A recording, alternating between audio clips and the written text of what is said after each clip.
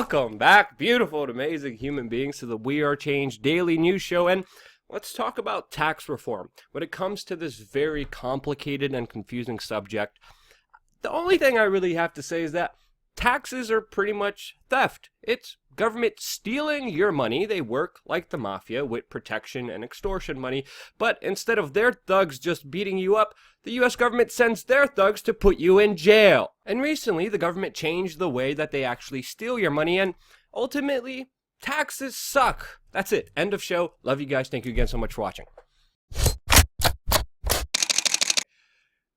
Okay, fine. We're actually going to get into this topic, what actually happened, the good and bad, how it affects you, Trump's campaign promises related to this issue, and of course, how the liberals are screaming and the right-wingers are celebrating right now, but in reality, the truth is it's somewhere in the middle, and that is that we're all screwed economically anyway.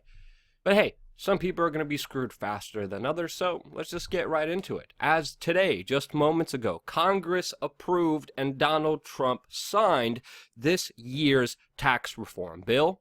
And of course, there's a lot of confusion and chaos around these new tax rules that we're going to get into right now. Now, Donald Trump is saying that this is the biggest tax plan cut ever in U.S. history, and that's not true. And of course, the biggest winner of this new tax plan is, of course, corporate America. You know, largely controlled by a group known as the globalists.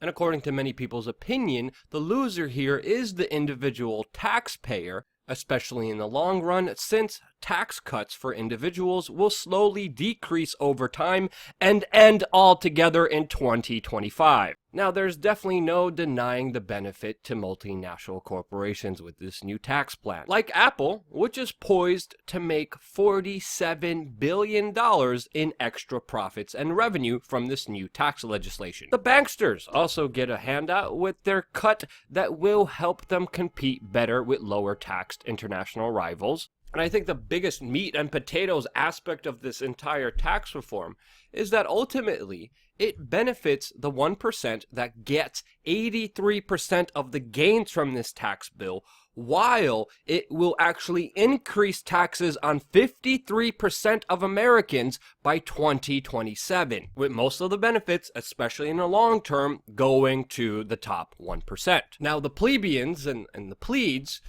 do get a short tax break in the short term, and there are some temporary single-digit tax rates decreases, some deductions that are confusing for me to even figure out, a little bit of tax credits, a little bit of home mortgage interest deductions, but predominantly, most of the cuts go to the wealthy. I'll actually have all the links and charts and data from this tax reform in the sources of this video, which of course will be on our Steemit post, which will be posted on my Twitter account. Charts like this that explain where you are on the tax bracket and how you are affected, and the tax cut you get now, and the tax hike that will happen in 2027. And just by looking at the numbers, they don't look good for the average American, to be honest with you. And of course, this is actually a great departure from what Donald Trump actually ran on and the promises he made when he was campaigning to be president of the United States. Promises that even his White House chief strategist, Steve Bannon, was making when he was calling on raising taxes on the rich. As we know, Steve Bannon wanted to impose a 44% tax bracket, which of course was echoed by Donald Trump on the campaign trail, where, you know, he railed against the corporatists, the globalists, the bankers, and was actually able to motivate middle America to actually vote for him because of these promises, and he changed his mind. And of course, this never happened, and now we have the complete opposite of that, with once again 83% of these tax benefits going to the 1%.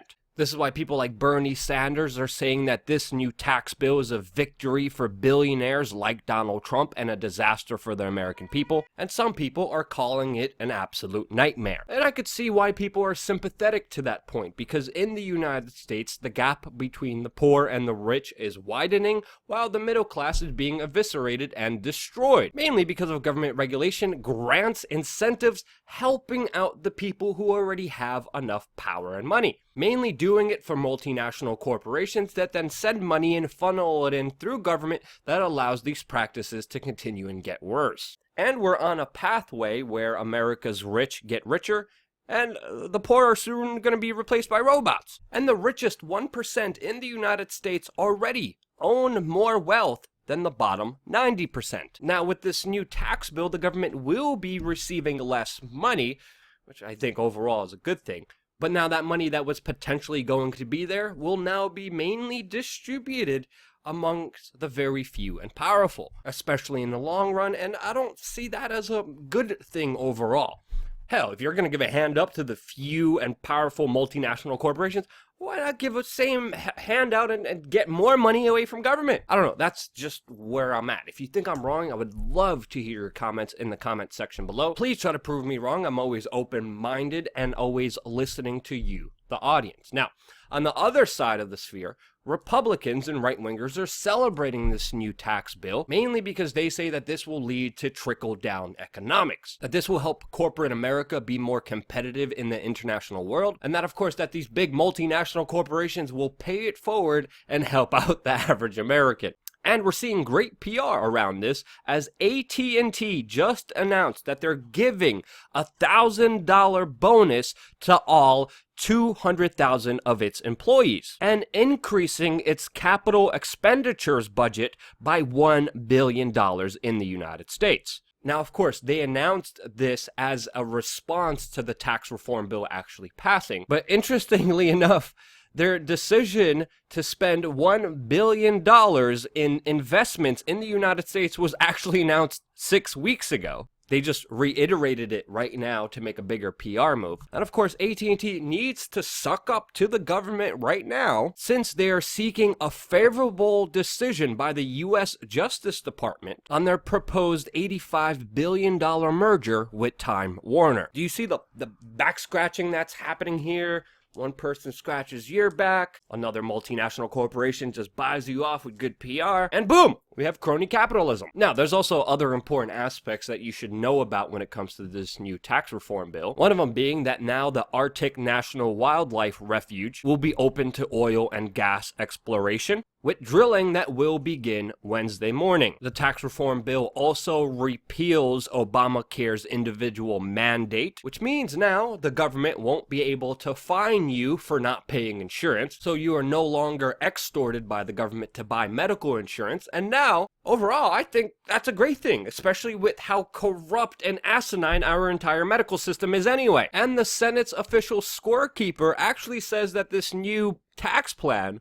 will add $1 trillion to the deficit. And hell, what's $1 trillion when the United States is already in $20 trillion of debt? The government already borrows money up the wazoo to finance the military-industrial complex. There's already secret black budgets, no auditing, drug trafficking happening in the name of the US government. And the United States is already in the huge financial mess that is impossible to fix and is only being made worse with government. In the United States, already almost 50% of American households don't pay any taxes at all. Most of them even receive a check from the government. And of course, with the purchasing power of the US dollar going dramatically down, it is only a matter of time till all the cards fall down. And in a just beautiful, amazing world, we wouldn't have any taxes. Especially to an institution that just puts us into more debt. So yeah, this is my tax reform breakdown video. Some of it is good, some of it is bad, but ultimately we're all screwed economically anyway. How did I do? If you thought I did good, share this video with your friends and family members. And of course, be smart. With the purchasing power of the US dollar going down, don't forget to invest in gold, silver, Bitcoin, altcoins, foreign currencies, whatever. Diversify as much as you can, and of course, don't be a dumbass. Always invest in things that you're willing to lose, since of course, we're living in a very uncertain world. And if you have a little bit left over, don't forget, we're mainly, sorry, I hate to do this, but I have to, because we are mainly operating on your donations on wearechange.org/donate. Only what you're willing to lose, of course, because ultimately this broadcast would not be possible without you. And that's why I love you. Thank you again so much for watching. Stay tuned for more. Whenever there are riots anywhere in the world, Luke is there on the ground. Oh shit, shit. Oh shit. Back up! Ah, I'm a fucking journalist, you motherfucker! Immediately disperse. You must leave the immediate vicinity.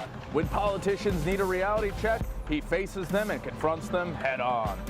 What happens when you worship Moloch at the Bohemian Grove? Well, When there's an injustice in the world, we expose it. They also talk about some hippy-dippy stuff like mushrooms, DNT, acid, quantum physics, consciousness, and seeking solutions to the problems that we face. We travel the world, question authority, stand up for our rights, and fight back against the elite with the greatest weapon humanity has ever had in history, a video camera. We are fully funded by you and only you. No one else tells us what to do because together we are change.